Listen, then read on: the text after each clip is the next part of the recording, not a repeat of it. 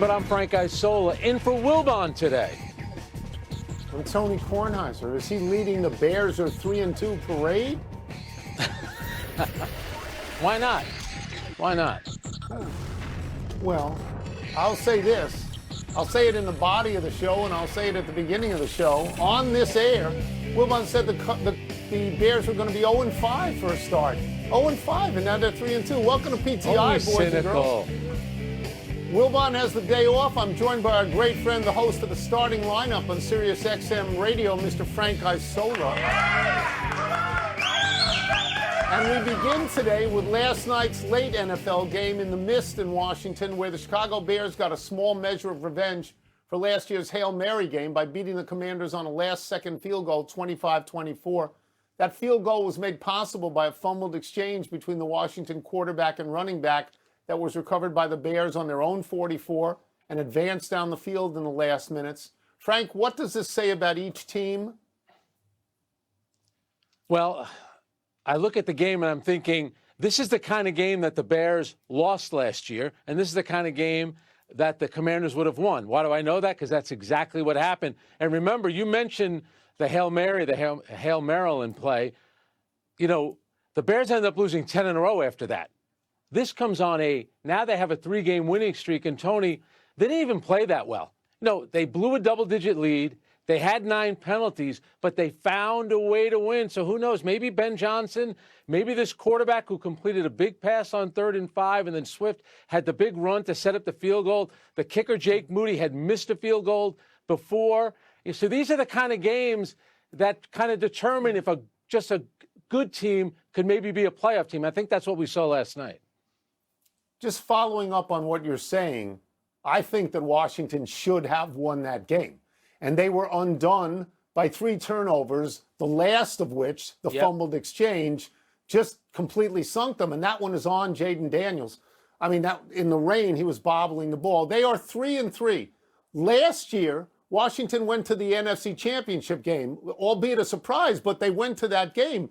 This year, that feels like they've regressed. They have literally 1-1, lost 1, 1-1, lost 1, 1-1, lost 1. And I think that the people, here in Washington, D.C., are rather disappointed with this. And it has the feel, Frank, of what it must have been like last year in Houston when everybody thought the Houston Texans were going to be real good because they were the year before and they fell flat on their faces. You're right about the Bears. I mean, the Bears are significantly better this year than they were last year.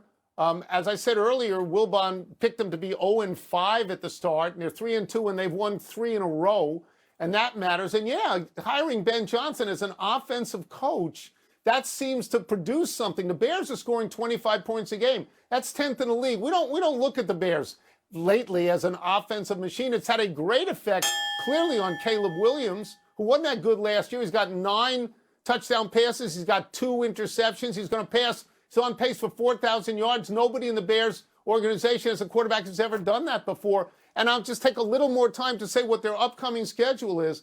It's New Orleans at Baltimore, at Cincinnati, and the Giants. They should be able to at least win 3 out of those and be 6-3 and a playoff contender in a tough division.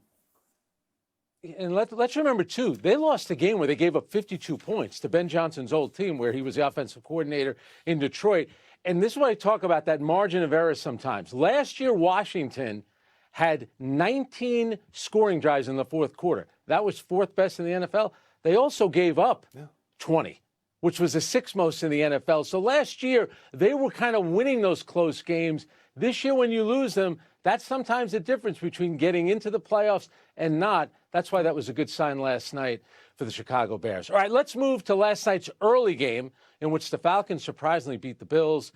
Bijan Robinson went for 238 yards from scrimmage, including an 81-yard touchdown run. The Falcons' defense, meanwhile, picked off Josh Allen twice. Atlanta quarterback Michael Penix Jr. said post-game that the win shows his 3-2 team is, quote, really good. This team is really legit. Tony, do you agree? No, and not as I'm sitting here right now, not yet halfway through the season. It's a not yet situation. I mean, look, their wins are good. It's Buffalo, Washington, and Minnesota. Those are nice wins. But they lost the division game to Carolina, a bad team. They lost a division game to Tampa Bay, so they're 0-2 in their division. So what is the path to really legit when you're 0-2 in that division? Bijan Robinson is a great back. He's a great back. And Penix has had a fine year so far in what is essentially his rookie year. Yes. But my skepticism, Frank, is based on last year when they were a bad team, when I believe they ultimately benched Kirk Cousins, but they were in the middle of a run where they lost 6 of their last 8 games. They haven't been in the playoffs or had a winning record since, I think, 2017, right around there. So I'm going to hold back a little bit on really legit. I'm going to hold back. Yeah, that's a great stat that you gave. 2017, haven't had a winning record, haven't made the playoffs. But the one difference maybe with this team right now, and I know it's still early in the season, they've only allowed an average of 253 yards per game their defense has. That is best in the league. That's how you win in the NFL. You don't need the great quarterback, and who knows, maybe this kid has a chance to be pretty good, but they're doing it on defense. Yesterday they blitzed Josh Allen on 71% of his dropbacks. They cause a lot of pressure. And the one thing I kind of took away from that game, I'm not necessarily buying Buffalo yet. Like you look at the AFC, and for some reason, Kansas City, we keep waiting for them to fall off, and you keep waiting for Buffalo to do something. But look at the wins that they've had, Tony. They've beaten the Ravens, the Jets, the Dolphins, and the Saints. Those teams are combined 3-21, and we all love Josh Allen, but he hasn't looked like John Elway just yet, right? Right. I'm just going to make one point here. That something's wrong in Buffalo the way something is wrong in Philadelphia. Yeah. I don't know what it is. But Yes. Buffalo, I think, is emblematic of a capsizing in the AFC. Baltimore, Buffalo, Kansas City have been at the top, the cream of the crop, for 5 or 6 years now. They are now a combined 8-10, while Indianapolis is 5-1. And Jacksonville and Denver and the Chargers, there's movement in that conference. Let's move to baseball. The Mariners hit 3 home runs last night, and they pulverized Toronto 10-3. They go back to Seattle with a 2-0 lead and 3 games at home if they need 3. Dodgers got a great start from Blake Snell, giving up only 1 hit through 8 full innings. Beat the Brewers 3-2. The Dodgers are now 6-1 in these playoffs. Frank, where do you want to start? All right, real quick on the job. I'm going to let you dive into Blake Snell, who, by the way, I'm still wondering why Tampa took him out of that World Series game when you watch him pitch like you did last night. But this is what you love about baseball.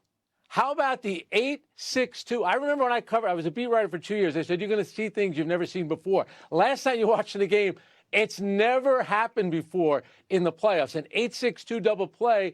The Dodgers are the victims of it, and they still go on to win. You got to win a game like that if you're the Milwaukee Brewers, so that's tough. But I'm going to turn to the Mariners for a second because I think the Dodgers are still the best team. They always find a way. You think about where the Mariners were on Friday night. It felt like they won the game 4 times, but they could have lost it about 4 times. They sneak in by beating the Tigers. Polanco has the big hit in that game. He has one of their 3 home runs yesterday. There's something about this team. And now they go home, like you just mentioned before. They get those 2 wins, first time in franchise history in the World Series. So there's a little magic there with the Seattle team. I'm just going to go to the 8-6-2 briefly. I've watched baseball for 3,000 years. When it hit against the wall and he caught it, I somehow thought it was an out. I have seen so many people juggle the ball off their own glove. I actually thought it was an out. All right, let me get to Blake Snell. Yeah. And I would forgive people if they don't remember that he's actually won the Cy Young twice. Once in Tampa Bay in 2018 and once in San Diego in 2023. Those are marginal franchises, never, not World Series winners, so maybe you could forget. In fact, Blake Snell has been in the bigs for 10 years, and he's only won 81 games in 10 years. He only started 11 games for the Dodgers this year. He didn't pitch at all between April 2nd and August 2nd. Didn't pitch, right? So you could be forgiven if you didn't even know he was on the Dodgers. He goes out last night. He goes 8 innings, 8 full. He gives up 1 single, and he picks that guy off. And what that means, Frank, is that he faces the minimum amount of batters possible in 8 innings. And you know the last guy who did that in a postseason game? Yeah, it's Don Larson. Hello. Yep. Hello, Don Larson. Pretty good comparison. Let's take a break. Coming up, we asked Jeff Saturday what he saw on Baker Mayfield's big scramble. And we'll also ask him for his advice for the 0-6 Jets. Oh, boy. Yeah. Blake Snell, last 14 innings in the playoffs, 2 hits. 2 hits, no runs, 19 Ks. Dodgers. Come on. Dodgers starters are 6-1 in the playoffs, and they got that lineup. Pardon the Interruption is presented by the refreshing taste of Twisted Tea Hard Iced Tea. Please drink responsibly. Part of Happy Hour. Time to dig into the NFL trenches with our great friend ESPN NFL analyst Jeff Saturday. Let's start with this. Baker Mayfield. If I had to vote right now on MVP, right now, and I understand there's a lot of games left, but I would vote Baker Mayfield for MVP at this point. What did you see in that great run when he went 3rd and 14 and he got the first down? What did you see in that? Oh, will and determination. I mean, how about that run? And just, the way he spins out, he stretches forward, he gets the first down. And then the best part for an offensive lineman is when he gets up talking trash, and he's like flexing to himself, he's doing the whole Hulk thing, and all fired up. And he plays with his emotions, right? He plays with them on his sleeve. And he's done an incredible job this season. I would agree with you from an MVP perspective. He would be my vote right now as well. But he has, with all the injuries that they face, not only on the offensive line, but at receiver, he keeps finding ways to get his team in positions to win. It's been a special beginning of the season for Baker Mayfield, and he got a lot to smile about, and so do his teammates. All right, that's the good. Let's talk about the bad and the ugly. It's been a rough year for the Jets. The Jet fan will tell you it's been a rough 15 years for them. But right now, Aaron Glenn, 0-6. It's tough to coach in the NFL. You know that. You were an interim. You lost 7 in a row. How do you kind of navigate those struggles? How do you do it? Yeah, I think a large part of it is talking about, for him, it's a little bit different than me being an interim versus him, is talking about the future of, hey, here are the foundational stones that we're going to build this organization on. And understand, I was in Detroit when we were 3-13-1 or whatever their record was, or when they were 0-9, I think, or something like that when Dan, like, I've been through tough storms and tough days. Like, I know what it feels like to have to drudge through, but we're trying to lay the foundational bricks for this organization. It's not going to be pretty. There's going to be some setbacks, but man, trust me, the long-term vision of this is the way we need to head. And I think that part of him needs to be vocal to his team. I don't care about what he says to the rest of us, but that needs to be the emphasis in the locker room. And I'll say this as well. Be a little more aggressive at this point, right? Like, just kind of let it, the season isn't going to be, you're not making the playoffs, right? So let the guys kind of have fun with it, because there's something about energy that breeds commitment, right? It's like when you breathe energy back into your team, all of a sudden guys, they start to feel it. The commitment kind of gets reunified. So that's that small piece of advice. Obviously he's much further along than I was, but that's what I would be telling him. All right, you played for some great teams with the Colts. Right now, 5-1, and through 6 games, they've scored the most points in team history. What is different about the team this season? No, I'm fired up for him.